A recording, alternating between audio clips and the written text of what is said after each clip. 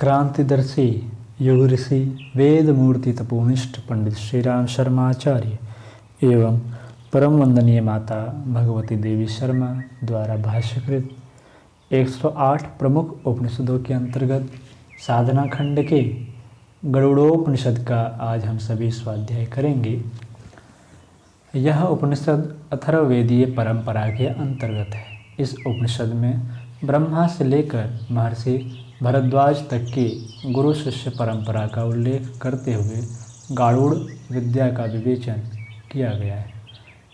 गारुड़ विद्या का तात्पर्य विष निवारण विद्या से है। सर्प से लेकर जितने भी जंतु दंशित करके विष वमन द्वारा व्यक्ति को कष्ट पहुंचाते हैं, उन सबके विष निवारण की प्रक्रिया इस उपनिषद में उपनिबद्ध है। इस उपनिषद में सर्वप्रथम गारुड़ विद्या के संप्रदाय अर्थात इस विद्या की गुरु शिष्य परंपरा का उल्लेख है। तत्पश्चात इस गारुड़ विद्या के ऋषि देवता छंद विनियोग आदि का उल्लेख है। अंत में गरुड़ माला मंत्र आदि विवरण प्रस्तुत करते हुए उपनिषद का समापन किया गया है।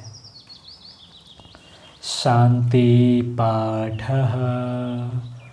ओम भद्रं कर्णेभिः शृणुयाम देवा भद्रं पश्येमाक्षभिर्यजत्राः स्थिरैरङ्गैस्तुष्टवाग्वंशास्तुनोभिः वसेम देवहितं यदायुः। ॐ स्वस्ति न इन्द्र वृद्धश्रवाः स्वस्ति नः पूषा विश्ववेदाः स्वस्ति नस्तार्क्ष्यो अरिष्टनेमिः स्वस्ति नः बृहस्पतिर्दधातु। ॐ शांति शांति शांति। प्रथम मंत्र में उपनिषद के ऋषि लिखते हैं, अब गारुड़ ब्रह्म विद्या का वर्णन करते हैं। जिस ब्रह्म विद्या को भगवान ब्रह्मा ने नारद से कहा, नारद ने बृहत्सेन से कहा, बृहत्सेन ने इंद्र से कहा, इंद्र ने भरद्वाज से कहा और भरद्वाज ने इस विद्या का शिक्षण जीवत काम अर्थात ब्रह्म प्राप्ति द्वारा जीवन धन्य बनाने की इच्छा वाले शिष्यों को प्रदान किया। दूसरे मंत्र में उपनिषद के ऋषि लिखते हैं, इस श्री गरुड़ ब्रह्म विद्या के ऋषि ब्रह्मा, छंद गायत्री, श्री भगवान महागरुड़ देवता हैं। श्री महागरुड़ की प्रसन्नता के लिए तथा मेरे समस्त विषयों के विनाशार्थ जप में इसका विनियोग किया जाता है। अब नीचे लिखे मंत्रों से अंग न्यास की क्रिया संपन्न करें। तीसरे मंत्र में उपनिषद के ऋषि लिखते हैं, ओम नमो अंगुष्ठाभ्याम नमः। दोनों हाथों की तर्जनी उंगलियों से दोनों अंगूठे का स्पर्श। श्री महागरुड़ाय तर्जनीभ्याम स्वाहा। दोनों हाथों के अंगूठों से दोनों तर्जनी उंगलियों का स्पर्श। पक्षिंद्राय मध्यमाभ्याम वष्टक। अंगूठों से मध्यमा उंगलियों का स्पर्श। श्री विष्णु वल्लभाय अनामिकाभ्याम होम। अंगूठों से अनामिका उंगलियों का स्पर्श।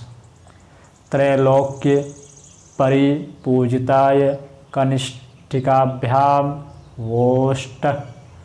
अंगूठों से कनिष्ठिका उंगलियों का स्पर्श। उग्र भयंकर करतलकर पृष्ठभ्याम फट। हथेलियों और उनके पृष्ठ भागों का परस्पर स्पर्श। इसी तरह से दाहिने हाथ की पांचों उंगलियों से हृदय आदि अर्थात सिर, शिखा, कवच, नेत्रादि का विन्यास स्पर्श करना चाहिए। चौथे मंत्र में उपनिषद के ऋषि लिखते हैं भुः भुवः स्वः तथा ओम व्याहृतियों एवं प्रणव से दिग्बंधन की क्रिया संपन्न करनी चाहिए। अब ध्यान का वर्णन करते हैं। नीचे लिखे श्लोकों को श्रद्धापूर्वक पढ़ते हुए गरुड़ के ध्यान की क्रिया संपन्न करें। पांचवें मंत्र में उपनिषद के ऋषि ध्यान के माध्यम से आगे लिखते हैं ध्यान जिनका दाहिना पैर स्वास्तिक के आकार के सदृश है, बायां पैर घुटने तक सिकोड़ कर रखा है, जिन्होंने दोनों हाथों को प्रणाम की मुद्रा में जोड़ रखा है, जो विष्णु वल्लभ हैं, जिन्होंने अनंत नामक नाग को बाएं हाथ में कड़े के रूप में धारण कर रखा है, यज्ञोपवीत के रूप में वासुकी को धारण किया है, तक्षक को करधनी के रूप में और करकोट को गले में हार के सदृश धारण किया है, पद्म नामक नाग को दाहिने कान में और महापद्म को बाएं कान में आभूषण की भांति धारण कर रखा है, शंख नामक नाग को सिर पर एवं गुलिक नाग को भुजाओं के मध्य में धारण कर रखा है, पौंड्र एवं कालिक नागों को चवरों के रूप में प्रयुक्त किया गया है, एला तथा पुत्रक आदि नागों के द्वारा प्रसन्नतापूर्वक जिनकी सेवा की जाती है, कपिल वर्ण सदृश नेत्र, सुवर्ण के समान कांति वाले, लंबी भुजाओं वाले, चौड़े विशाल कंधे वाले, नागों के अलंकारों से विभूषित, जानू पर्यंत सुवर्ण के समान कांति वाले तथा कटी पर्यंत हिम के समान श्वेत प्रभा वाले, कुमकुम के समान लाल शरीर वाले, सैकड़ों चंद्रमाओं के समान मुख कांति वाले, जिनकी नासिका का अग्रभाग तथा मुखमंडल नील वर्ण का है, विशाल कुंडलों से युक्त जिनके कान हैं, भयंकर दाढ़ों से युक्त विकराल मुख वाले, अत्यंत दैदीप्यमान मुकुट धारण करने वाले, कुमकुम लगाने से लाल अंग वाले, कुंद पुष्प एवं चंद्र के सदृश धवल मुख वाले, हे विष्णु के वाहन गरुड़देव, आपको नमस्कार है, आप सदैव हमारा कल्याण करें। इस प्रकार तीनों संध्याओं में नागों से अलंकृत गरुड़ का ध्यान करना चाहिए। इससे प्रसन्न होकर वे गरुड़देव रुई के ढेर को अग्नि के द्वारा दग्ध करने के सदृश विष को शीघ्र ही विनष्ट कर देते हैं।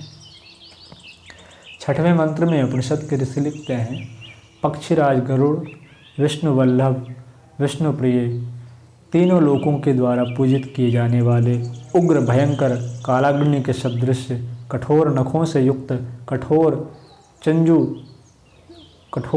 चंचू अर्थात चोंच से युक्त, कठोर दांत वाले, कठोर दाढ़ों वाले, कठोर पूंछ वाले, कठोर पंखों से लक्षित शरीर वाले भगवान श्री महागरुड़ को नमस्कार है।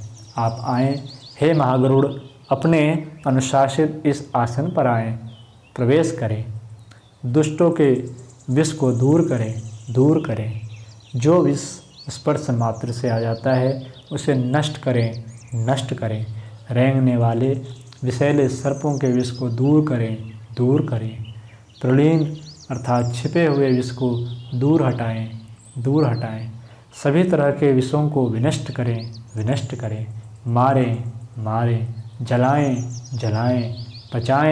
पचाएं, समस्त विषयों को भस्मीभूत करें। होम फट बीज मंत्र के सहित गरुड़ देव की प्रसन्नता के लिए इस मंत्र से आहुति समर्पित करें। सातवें मंत्र में उपनिषद के ऋषि लिखते हैं आप चंद्रमंडल के सदृश हैं, आपकी मुष्टिका में सूर्य मंडल स्थित है, ऐसे आप पृथ्वी मंडल के सदृश मुद्रांग वाले हैं।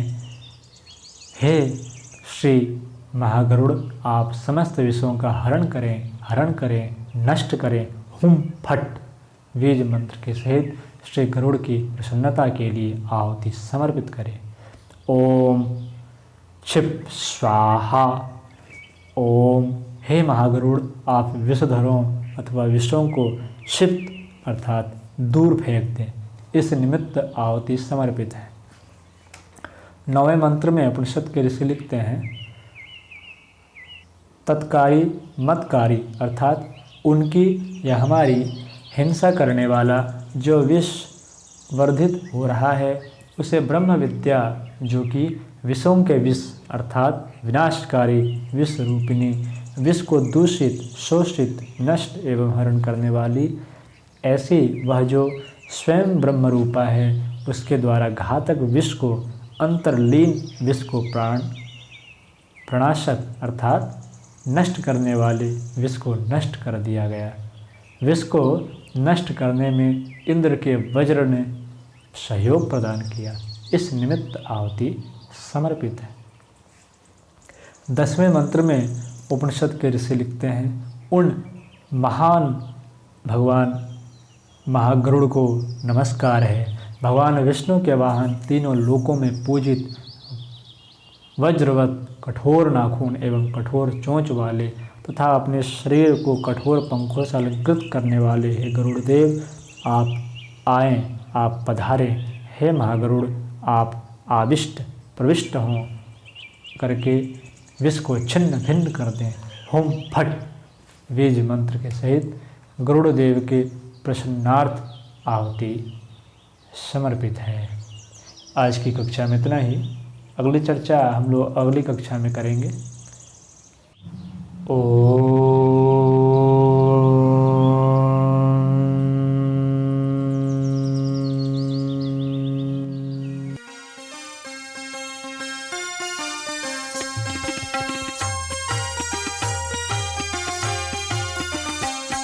चलो गुरुदेव के सपने सजाने की शपथ ले ली। चलो गुरुदेव के सपने सजाने की शपथ